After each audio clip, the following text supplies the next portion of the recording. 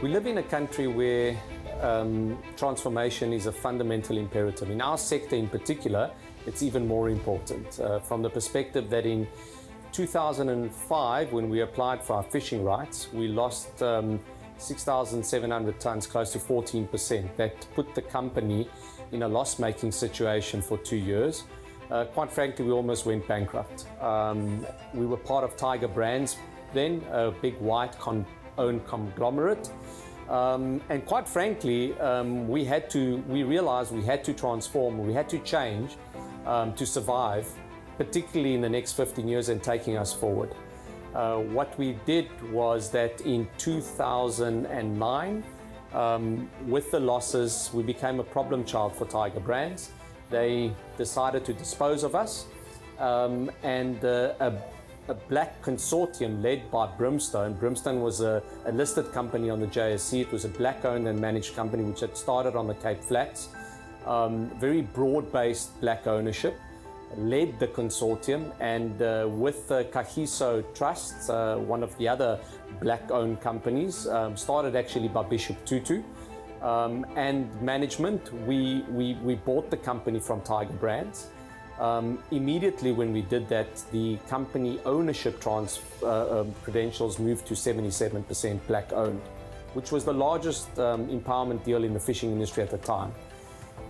What then happened was that Brimstone, being a black owned company, they didn't want us as management to tick boxes like everybody else does. At the time we were level 4, but it was more around we need to reflect what is going on in our country. And for a very long period of time, since 2009, we have really focused at every level to make sure we transform, whether it be management, whether it be ownership, whether it be skills development.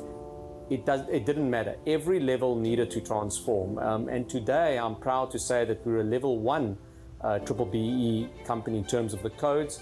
And more importantly, we 89% black owned. So the transformation journey is now, I would say, well advanced, and it's in the DNA of the company. You can walk around here and you will see that Sea Harvest reflects the realities of South Africa and the demographics of South Africa.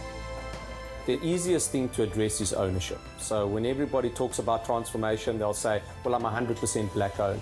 But then you look at it and you dig deeper and it's not quite very transformed. So the transformation journey you can see in your management, in my view, across the company. So most companies will have the unskilled labor would be, we call them African Colored Indian, ACI, or previously disadvantaged. So even at Sea Harvest, 98% of our staff is from designated groups. However, the true measure of transformation in terms of management control would be, junior management and up, and that's the people that will run the business going forward, in the future that comes. And at Sea Harvest, we're very, very proud. When we took over the business, we were probably sitting at 20%, and right now we're sitting at 85% of management of the company comes from a designated group, and it's well represented between African and colored. Obviously, we are in Saldanha Bay.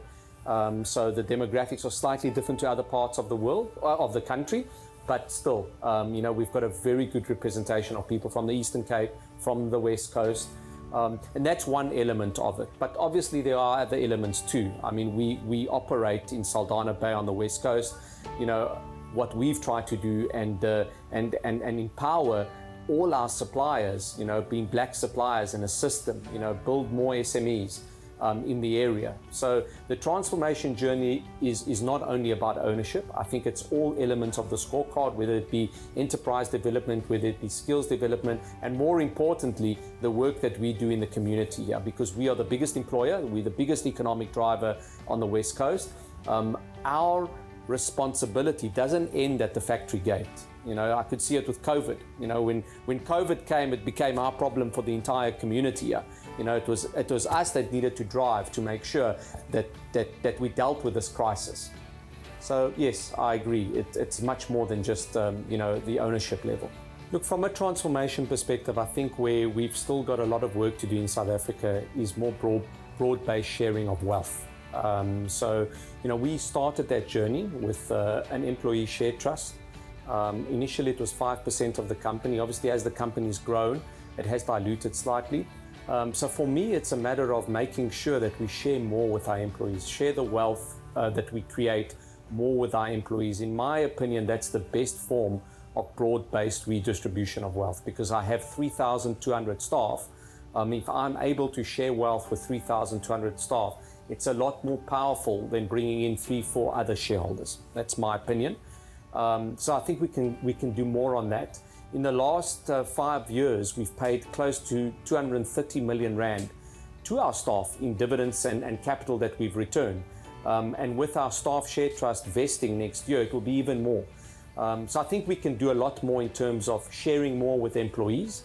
The second thing is skills development. People don't want to be cutting fish and sitting on this vessel going, it's a hard job. So it's a matter of upskilling people in our economy and getting them to participate at higher levels in the business.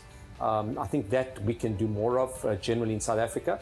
And I think more in the communities. We've got a lot of problems in our communities in terms of, schooling, education, service delivery. People are living, if you just get out here and you get to some of the areas that our people come from, there's a lot of drug abuse. There's a lot of work that we need to do in the community. So as an employer, I believe we can do more there. I believe we can try and share the wealth more and upskill our people. I think that's the journey and what I believe we need to do going forward, particularly from an education perspective. If we can educate the youth so that tomorrow they're not cutting fish in our factory here. I don't know who will be doing that if everybody's a lawyer and accountant, but the reality is that we need to get people out of poverty. I think that's critical. That's definitely as a responsible employer, that's something we need to assist with. It's not only government's role.